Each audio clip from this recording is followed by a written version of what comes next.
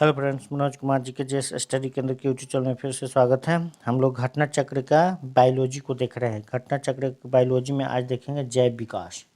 जैव विकास से संबंधित कुछ नोट्स है, उस नोट्स को देखेंगे। इसके बाद इस पर आधारित जितने क्वेश्चन पूछे गए हैं उस क्वेश्चन को देखेंगे। तो इस नोट्स में है कि पृथ्वी की उत्पत्ति अनुमानतः 4.6 अरब वर्ष पूर्व हुई तथा कालांतर में इस पर जीवन की उत्पत्ति हुई, मतलब उसी का बाद में इस जीवन की उत्पत्ति हुई। पृथ्वी पर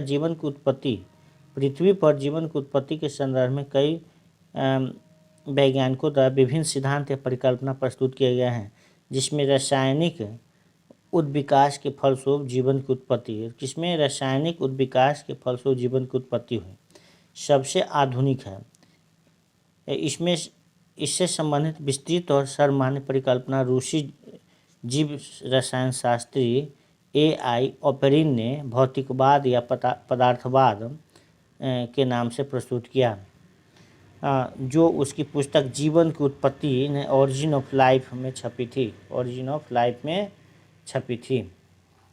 इसके प्रमुख तथ्य निम्नलिखित है। जीवन अर्थात प्रारंभिक जीवों की उत्पत्ति आज से लगभग 4 अरब वर्ष पूर्व हुआ।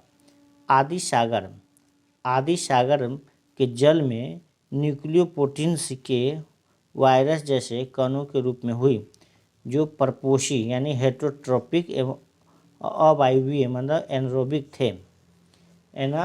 थे। 3.8 अरब वर्ष पूर्व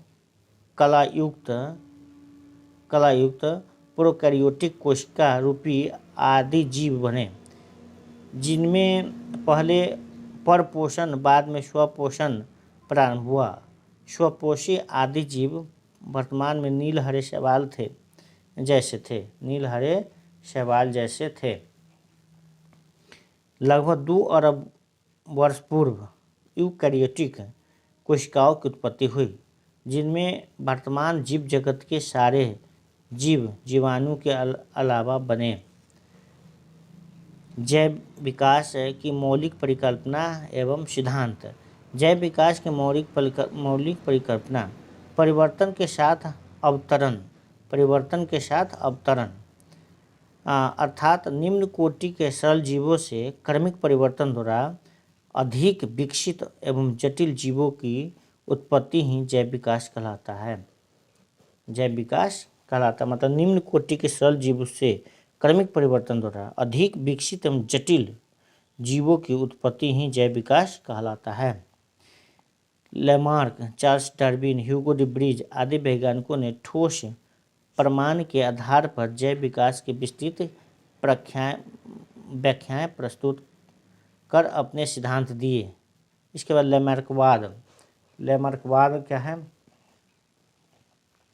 तो जैव विकास परिकल्पना पर पहला तर्कसंगत सिद्धांत फ्रांसीसी जीव वैज्ञानिक जीन बैप्टिस्टे डी लेमार्क ने प्रस्तुत किया, जो 1809 ईस्वी में उनकी पुस्तक फिलॉसफी जूलॉजिक में छपा। इसे लेमार्क का सिद्धांत लेमार्कवाद कहते हैं। यह निम्नलिखित मूल धारणाओं पर आधारित है। किस धारणा पर आधारित है यार? तो इसमें है बड़े होने की प्रवृत्ति, वातावरण का सीधा प्रभाव, अंगों के उपयोग या अनुपयोग का प्रभाव, उपार्जित लक्षणों की वंशागति। इसके बाद लेमार्कवाद की उपार्जित लक्षणों की वंशागति सिद्धांत भी कहते हैं।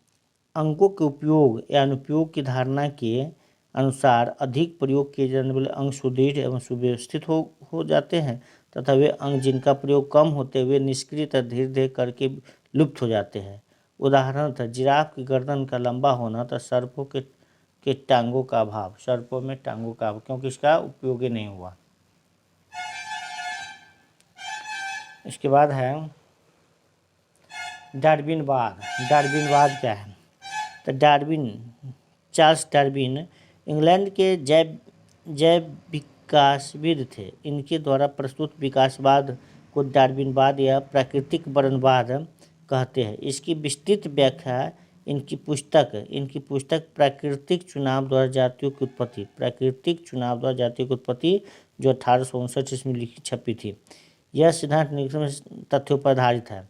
इनका सिद्धांत है जो किस तथ्य पर आधारित है, तो जीवों में प्रचुर संतानोत्पत्ति यानी ओवर प्रोडक्शन की क्षमता है।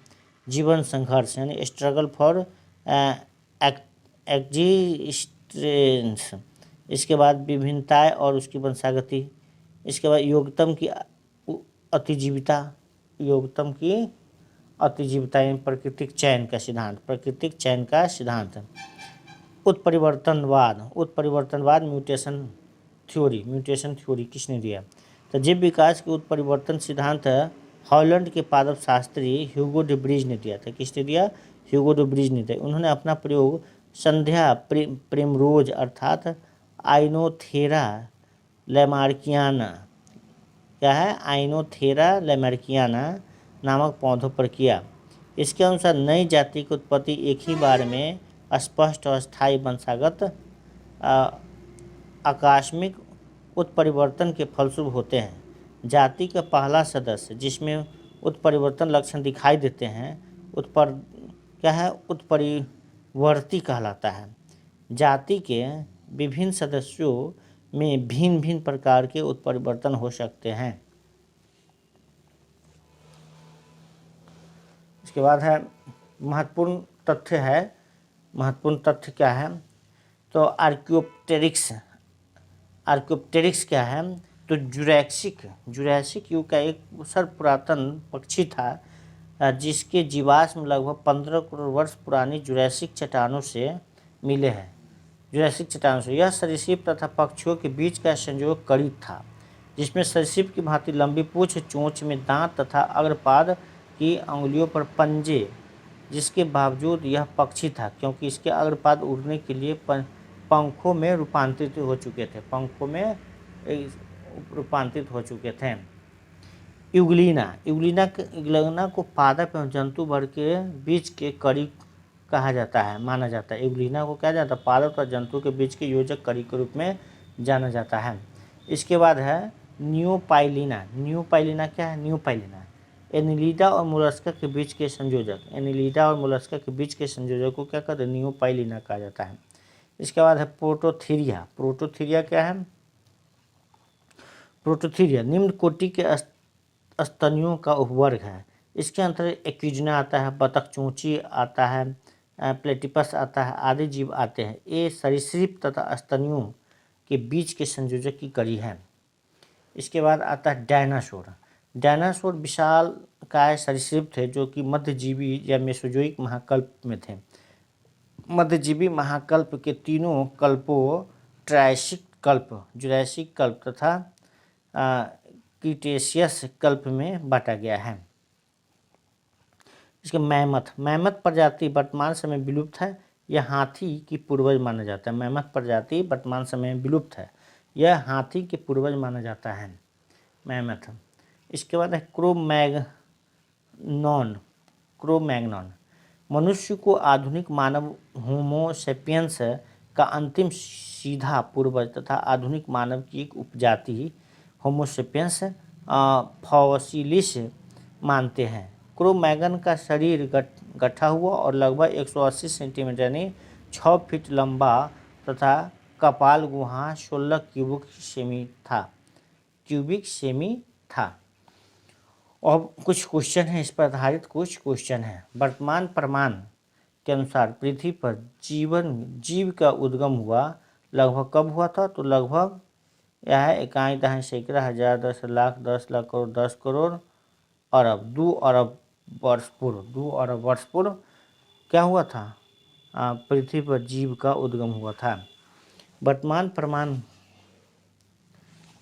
प्रमाण के अनुसार पृथ्वी पर कोशिकीय रूप में जीव का उद्गम लगभग 2 अरब वर्ष पूर्व हुआ। प्रारंभ में जीव साधारण तथा एककोशिकीय थे, फिर बाद में बहुकोशिकीय जीवों का विकास हुआ जो यूकैरियोटिक कोशिका वाले होते थे। ज्ञातव्य है कि जीवाणु तथा नीलहरे शैवाल साधारणतः किस्म के प्रोकैरियोटिक कोशिका वाले होते हैं, प्रोकैरियोटिक कोशिका वाले। पृथ्वी पर सबसे पुराना जीव कौन है? तो नील हरित शैवाल है। पृथ्वी पर सबसे पुराना जीव कौन है? तो नील हरित शैवाल सबसे पुराना जीव है। पृथ्वी पर सबसे पुराना जीव नील हरित शैवाल है। ये ऐसे प्रथम जीव है जिन्होंने सूर्य के प्रकाश तथा जल के प्रयोग से भोजन का निर्माण करना प्रारंभ किया। इस प्रक्रिया से उत्पन्न हुई ऑक्सीजन गैस वायुमंडल में फैलने लगी, जो अन्य जीवों के विकास में सहायक हुआ। डार्विन द्वारा प्रस्तुत प्राकृतिक वर्णनवाद निम्नलिखित में से किस पर आधारित है? तो सब पर है। ओवर प्रोडक्शन पर आधारित है, struggle for existence and variations पर आधारित है, इसके बाद है सर्वाइवल ऑफ द फिटेस्ट पर आधारित है। चार्ल्स डार्विन इंग्लैंड के जैव विकासविद थे। इन्होंने डार्विनवाद प्रस्तुत किया। डार्विनवाद को प्राकृतिक वर्णन सिद्धांत भी कहते हैं, यानी थ्योरी ऑफ नेचुरल सिलेक्शन भी कहते हैं। डार्विनवाद की विस्तृत व्याख्या इनकी पुस्तक प्राकृतिक चुनाव द्वारा जातियों की उत्पत्ति में छपी। कब? 1859 ईस्वी में। डार्विन का प्राकृतिक वर्णनवाद over production, struggle for existence and variations तथा सर्वाइवल ऑफ द फिटेस्ट, इन तीनों पर आधारित है। विकासवाद का सिद्धांत किसने दिया? तो डार्विन ने। विकासवाद का सिद्धांत किसने दिया? तो डार्विन ने। चार्ल्स डार्विन का मत था कि प्राकृतिक क्रमिक परिवर्तन द्वारा अपना विकास करती है। विकासवाद कहलाने वाला यही सिद्धांत आधुनिक जीव विज्ञान की नींव बनी। जीव विकास को सर्वप्रथम किसने समझाया? तो जीव विकास को सर्वप्रथम लैमार्क ने समझाया। जीव विकास को सर्वप्रथम किसने समझाया? तो सबसे पहले लैमार्क ने जीव विकास को समझाया।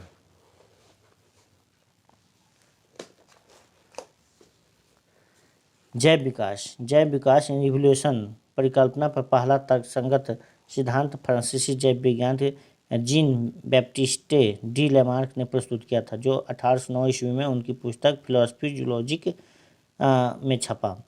इसे लैमार्क का सिद्धांत या उपार्जित लक्षणों का वंशागत का सिद्धांत भी कहते हैं। विकास के उत्परिवर्तन सिद्धांत का प्रतिपादन किया था किसने? ह्यूगो डी ब्रिज ने।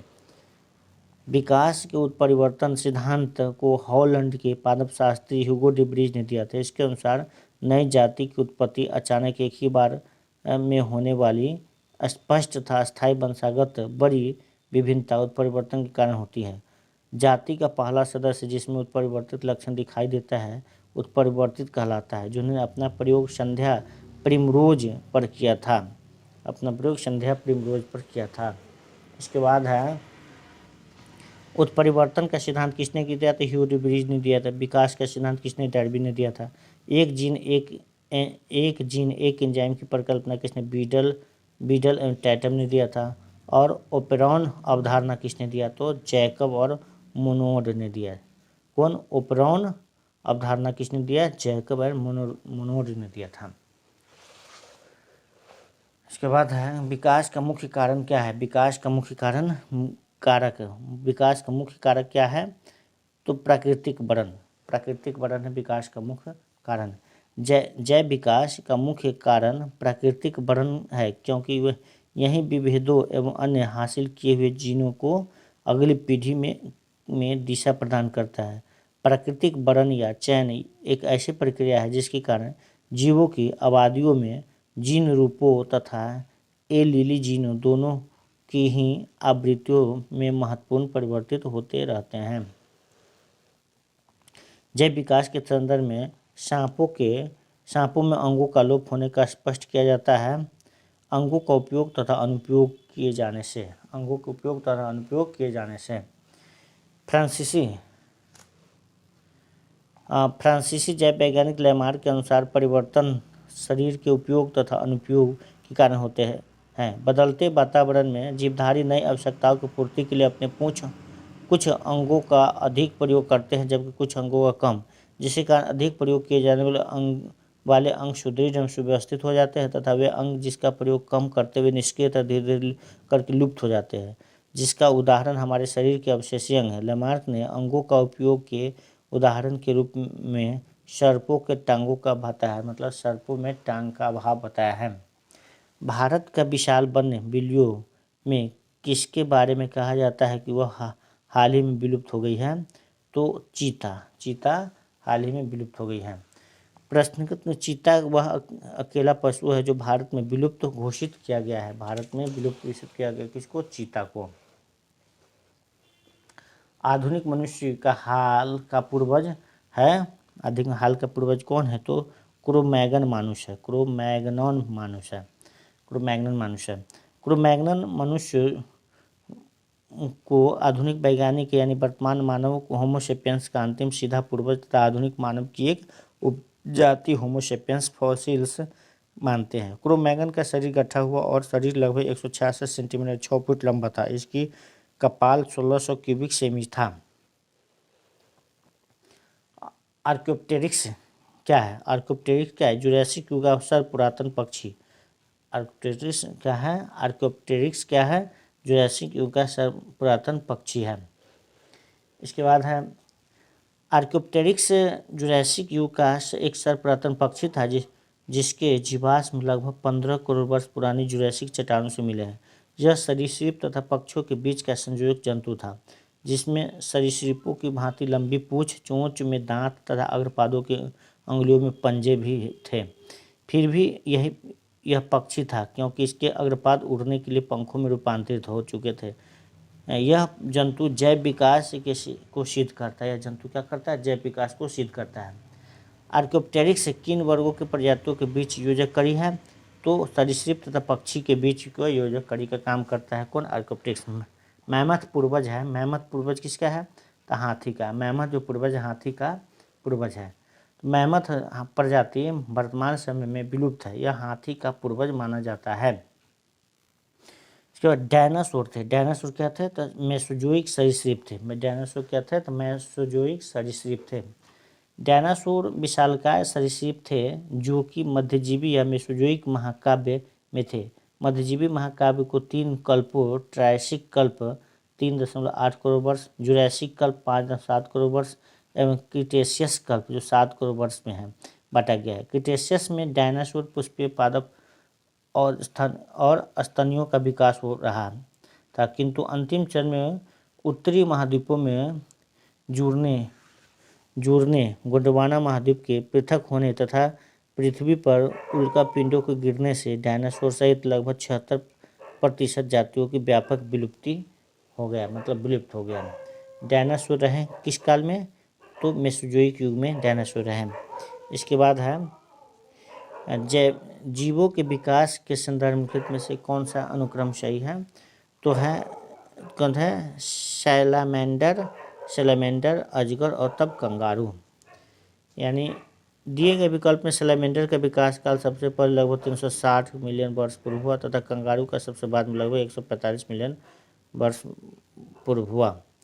तो इस बायोलॉजी से संबंधित कुछ क्वेश्चन था जिसको हम लोग देखे हैं। फिर इससे आगे अगले वीडियो में देखेंगे वर्गीकी के बारे में देखेंगे। तो तब तक के लिए धन्यवाद।